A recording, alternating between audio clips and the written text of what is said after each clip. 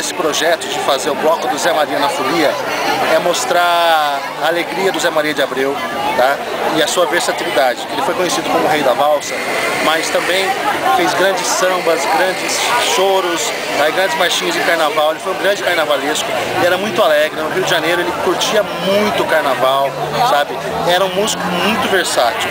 Então a gente está fazendo esse bloco Zé Maria na Folia, inspirado no Zé Maria de Abreu, devido à sua versatilidade e à sua alegria. É isso aí, sabe? Vamos curtir, vamos ser felizes nesse carnaval, vamos fazer um carnaval alegre, vamos botar o que a gente tem de melhor pra fora.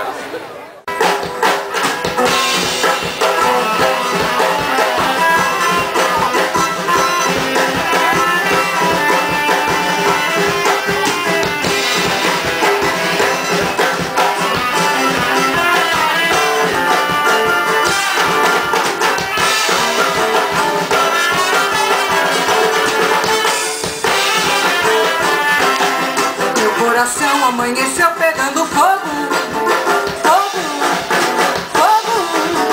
Foi uma morena que passou perto de mim e que me deixou assim. Meu coração amanheceu pegando fogo, fogo, fogo.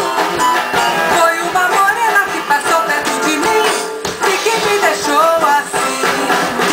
Morena boa que passa com sua graça infernal, mexendo com nossa raça, deixando a gente até mal. Meu coração